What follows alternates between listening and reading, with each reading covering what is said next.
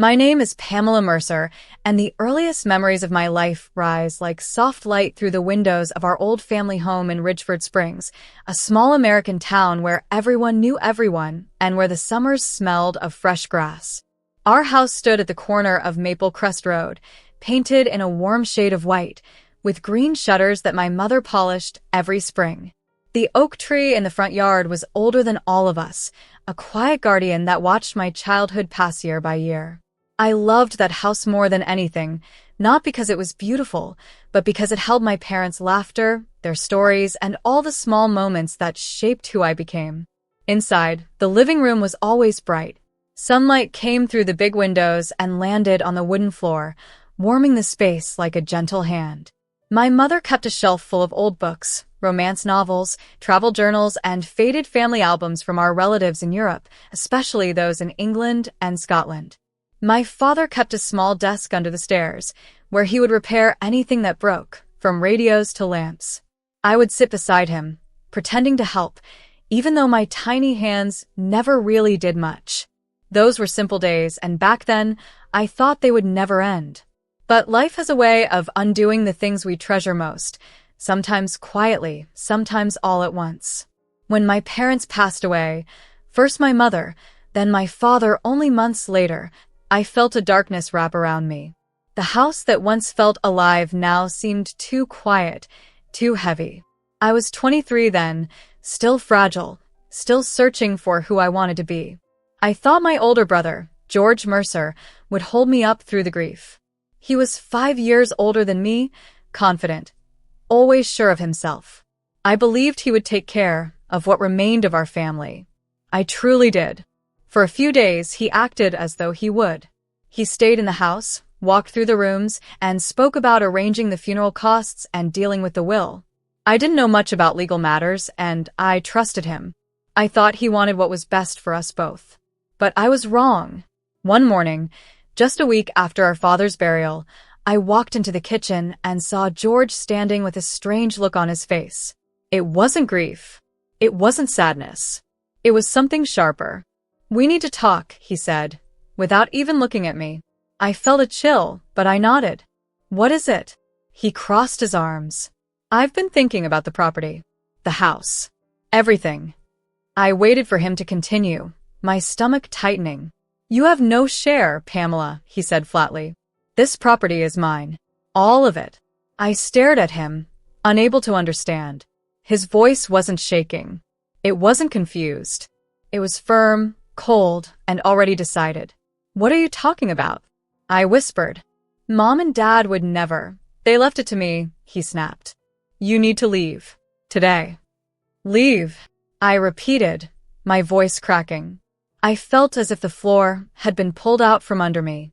"This is my home too. Not anymore." Before I could even gather my thoughts, he grabbed my arm, pulled me toward the door, and shoved a small backpack into my hands. It had a few clothes, nothing more. He opened the front door of our parents' house, the house where I learned to walk, where I celebrated birthdays, where I cried when I broke my arm, and he pushed me outside. The door slammed shut behind me with a finality that felt like my heart breaking open. I stood there on the front porch, staring at the windows that no longer belonged to me.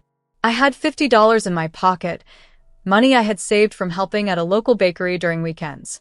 $50 was not enough to rent a room, not even in the cheapest places in Ridgeford Springs. And so, with nowhere to go, I walked away from the home that had raised me. My legs felt numb, my chest heavy. Every step felt like walking away from a part of my soul. I spent the first night in a small park near the edge of town. It was cold, and the bench was hard, but I didn't cry. Not yet. I simply sat there, confused and broken, hugging my backpack tightly. I kept trying to tell myself that George would come find me, that he would say he had made a mistake, that he had been overwhelmed with grief. But morning came, and nothing changed. Over the next few weeks, I tried everything to survive. I found temporary work cleaning a coffee shop for a few dollars a day. Sometimes I swept leaves from the front of a hardware store in exchange for a sandwich. I slept behind buildings, under awnings, and occasionally in old church doorways where the wind couldn't reach me. I told myself this was temporary. that somehow I would find stability again. But weeks turned into months, and months stretched into years. Life on the streets is not something I can describe easily. There were days when hunger felt like a knot in my stomach that never loosened. Nights when the cold air sliced through my thin clothes. Mornings when I woke up stiff and aching, with dust on my hair and fear in my heart. I saw parts of the world I never expected to see. People lost in their own battles, people who had been pushed aside by life, just as I had been. Some were kind. Some were dangerous. I learned to move quietly, to trust slowly, and to keep my hope alive even when everything felt dark. But every night, as I lay down on another hard surface, I thought of Maple Crest Road. I saw the white walls of my parents' home, the gentle light through the windows, the warm smell of my mother's cooking. I heard my father's quiet laugh as he read the newspaper. I remembered the way the oak tree rustled in the wind. These memories became my warmth, my comfort, and sometimes my torment. I wondered how George slept at night, knowing he had taken everything from me. I wondered if he ever felt guilt. But I refused to let anger consume me. I held on to the hope, small, fragile, but alive, that my life would change one day. I just didn't know that the change I was waiting for would arrive in the most unexpected way, on a day when I felt more lost than ever before. The first days on the streets were the hardest, but I didn't know then that the first days would eventually turn into 5 long years. When I left Ridgeford Springs with only $50, I walked for hours until I reached a bigger city called Harrow Ridge, Colorado. I had never been there before, but I hoped a larger place might hide my shame better than the town where everyone knew my parents. The buildings in Harrow Ridge were tall and cold-looking, made of steel and old glass that reflected the sky like mirrors. The streets were busy during the day, crowded with people rushing to work, but at night everything grew quiet and sharp, and that was when the loneliness settled deepest. At first, I tried to act as if I still belonged somewhere. I kept my clothes neat, washed my face in public restrooms, and carried my backpack as though I was simply traveling. But after a few weeks, my money ran out. The $50 disappeared faster than I expected, some spent on cheap food, some on bus rides, some on anything that made the hunger hurt less. When the money was gone, there was nothing left to protect me from the truth. I was homeless. My first night truly without shelter was behind a diner called Hudson's Place, where the back door smelled of old cooking oil and herbs. I curled up beside a stack of empty crates and pulled my thin jacket tightly around me. The concrete was cold and hard, and every sound, footsteps, cars, the wind, felt like a warning. I barely slept. By morning, my bones ached and my throat was dry. I remember telling myself that this was only temporary, that something would change soon. But the days kept coming, each one heavier than the last. As time passed, I learned the rhythm of street life. I learned where the warm vents were behind the public library, where police patrolled at night, and which shopkeepers were kind enough to let me use their bathrooms. I found small jobs whenever I could, wiping tables at a cafe for $5, sweeping leaves in front of a bookstore for $2, or washing car windows at traffic lights hoping someone would hand me a crumpled bill. Every dollar mattered. I counted them carefully, folding even the smallest amount like a treasure. My clothes wore out faster than I expected. Shoes cracked, jackets thinned, and socks tore until they barely held together. In winter, the cold was so sharp it felt like it cut through my skin. I layered every piece of clothing I could find, coats left on donation benches, scarves wrapped around public fences, gloves with holes in the fingers. Some nights, I sat close to the old train station where warm air leaked from underground vents. I would sit there for hours, hugging my knees, waiting for the cold to loosen its grip. Winter nights in Harrow Ridge felt endless, and I often wondered if morning would ever come. Summers were their own punishment. The heat soaked through the city, making the sidewalks feel almost hot enough to burn. Some days I felt dizzy from thirst, and other days I walked for miles just to find a shaded bench. At these times, I stopped looking at myself in store windows. I didn't want to see the dirt on my face, the sunburn on my neck, or the tiredness in my eyes. I didn't want to face how far I had fallen. But the hardest part wasn't the hunger or the cold. It was the silence. The silence of having no one to talk to. No one who cared where I was at night or whether I survived the next day. I tried not to think about George, but his betrayal lived inside me like a shadow. Sometimes, when I lay down behind buildings or under rooftops, I imagined him living comfortably in our parents' house, eating warm meals in the kitchen where I used to sit. I imagined him walking through the rooms with no guilt, no sadness, no understanding of what he had done to me. When these thoughts came, they hurt so much that I had to breathe slowly to calm the shaking in my chest. Yet even in that darkness, small kindnesses kept me alive. A woman named Sandra Wells, who worked at a bakery on Harper Street, sometimes gave me leftover bread before she closed the shop. An older man named Paul Whitford, who sold newspapers on the corner of Mason Avenue, once slipped me a pair of wool socks when he saw my feet were bleeding through my shoes. These tiny acts of goodness were like small candles in a long tunnel. They didn't save me, but they kept me from giving up completely. As the years rolled on, I changed. My body grew thinner, but my spirit grew harder. I learned to protect myself, to watch people closely, to move quickly when danger approached. I learned which streets were safe and which ones were not. I learned how to sleep lightly, waking at the smallest sound. At the same time, I lost parts of myself too, softness, trust, the easy joy I once had. I became a woman built from survival.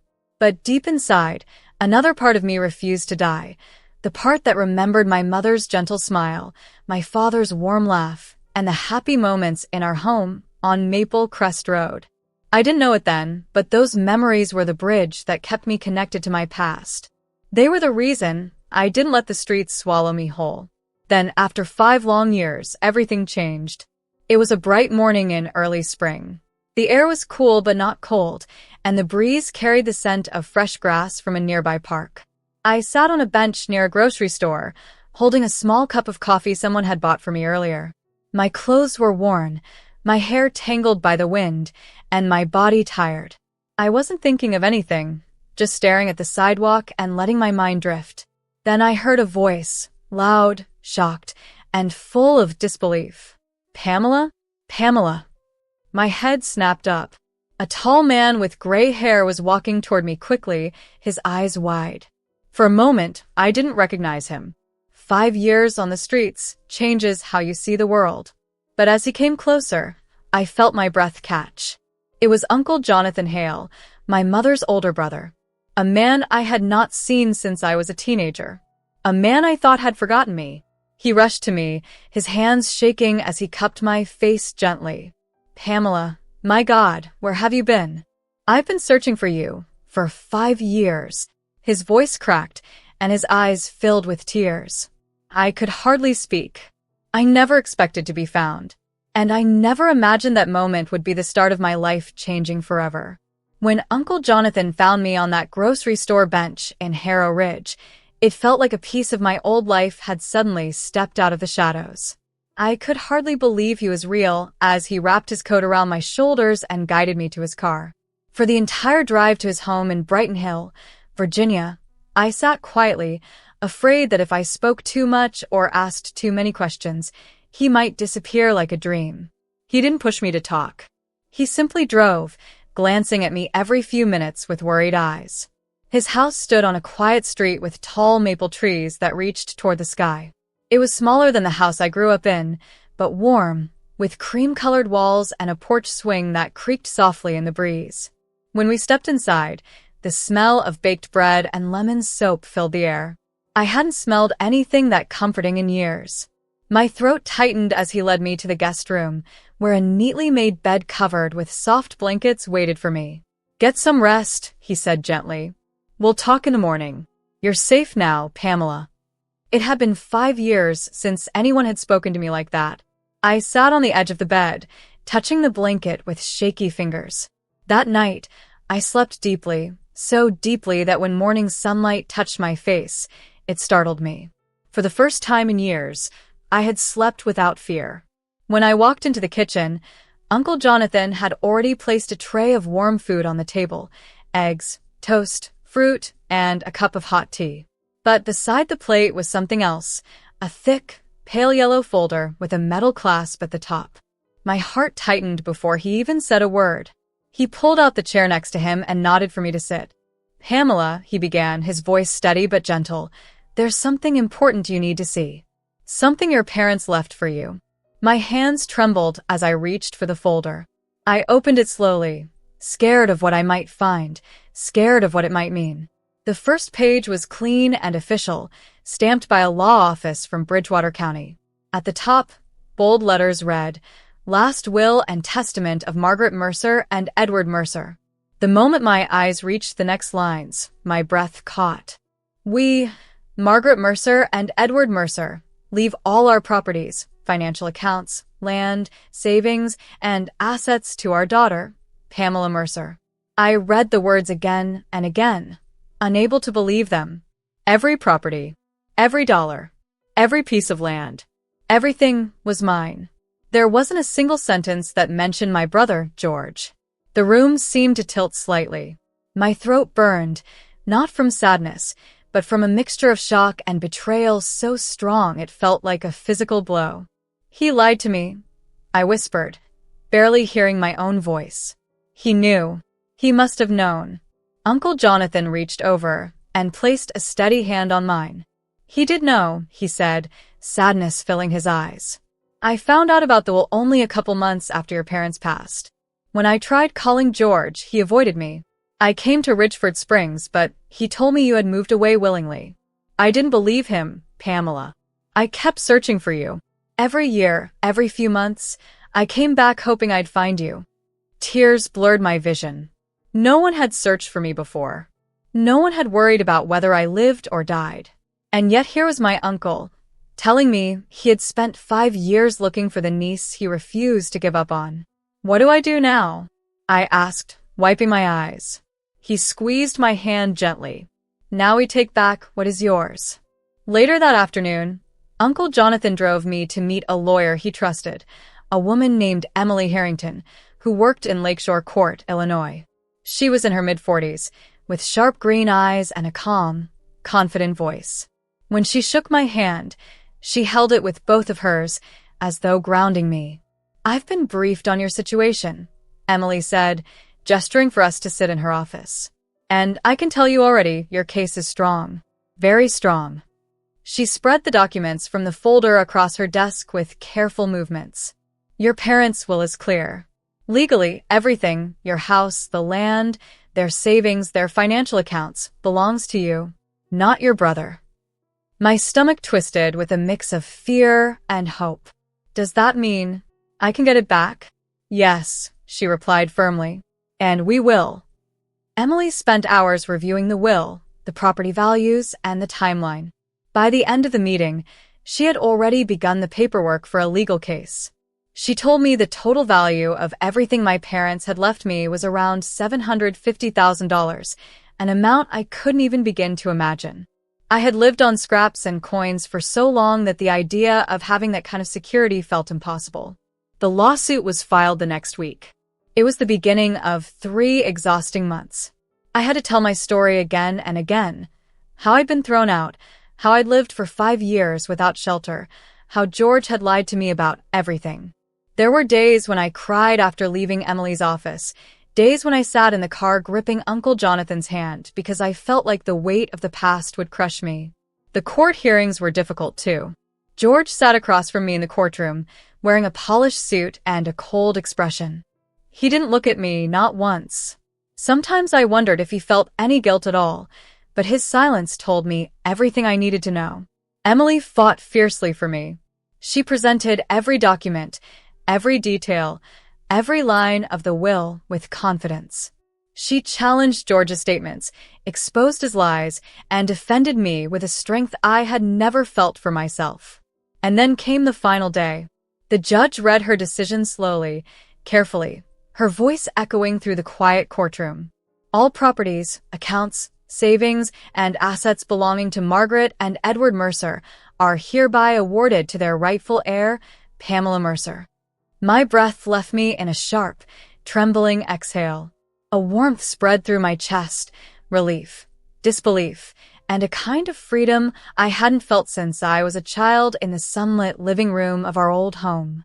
Uncle Jonathan placed his arm around my shoulders, and for the first time in years, I let myself cry openly, without fear, without shame. Everything that had been taken from me was finally mine again. When the court ruling was finally delivered and the papers were signed, the first thing I did was ask Uncle Jonathan to drive me back to Ridgeford Springs. I hadn't seen my parents' house in 5 years, not since the day George forced me out and locked the door behind me. As we turned onto Maple Crest Road, my heart pounded so loudly I felt it in my ribs. The house stood at the end of the street, quiet and unchanged, but it felt like a place from another lifetime. The white paint was peeling, the shutters were crooked, and the once bright windows looked dull, as if they had been left to forget the world. When I stepped out of the car, the breeze carried the familiar scent of the oak tree in the yard. I froze for a moment, afraid that touching the house might make the memories rush back too fast. But Uncle Jonathan rested a hand on my shoulder, giving me strength. I walked up the creaking steps and unlocked the door with the keys Emily had returned to me just days earlier. The moment the door swung open, a wave of stillness washed over me. Dust hung in the air, and the rooms felt strangely smaller than I remembered. The living room, which had once been filled with sunlight and laughter, was now empty except for a broken armchair and footprints in the dust. Footprints that weren't mine. The house felt abandoned, neglected, almost bruised. For a long moment, I stood there silently, letting the memories and the pain settle inside me. Then I took a slow, deep breath and stepped inside. This was my home again. Over the next weeks, I dedicated myself to bringing the house back to life. With the help of a local contractor named Michael Grant, I repaired the roof, fixed broken windows, and repainted the walls in soft, warm colors. I spent nearly $20,000 on renovations and furniture, but every dollar felt like reclaiming a stolen piece of my history. I rebuilt the garden my mother loved, planting roses, lavender, and small violets in her honor. I repaired my father's old desk, sanding the wood and polishing it until it gleamed again. There were moments when the work made me cry, moments when I opened a drawer and found an old letter or touched a mark on the wall where my father had measured my height every year. But I let the memories stay. To erase the past would be to erase myself.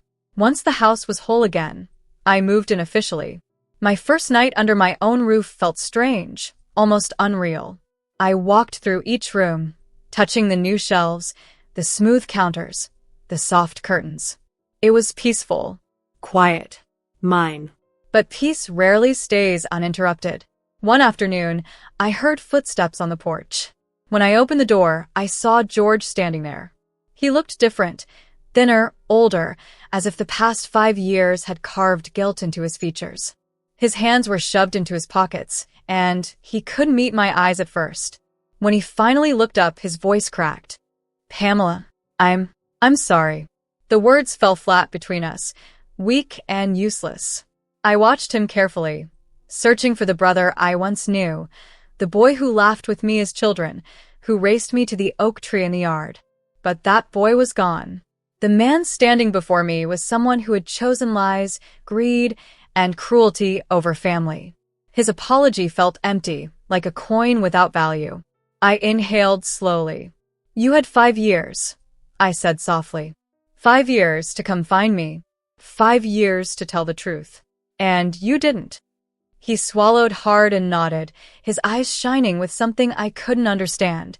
Regret, fear, or maybe only shame. "I know," he whispered, "and I wish I could fix it." "But you can't," I replied. My voice stayed calm. "I'm living my life now, George, and I won't forgive you." I closed the door before he could say anything else. For a long time, I stood behind the door, my hand resting on the wood. I wasn't shaking. I wasn't crying. I felt steady, strong. The woman I had become, the woman shaped by 5 years of survival, finally felt whole. Forgiveness was something I didn't owe to him.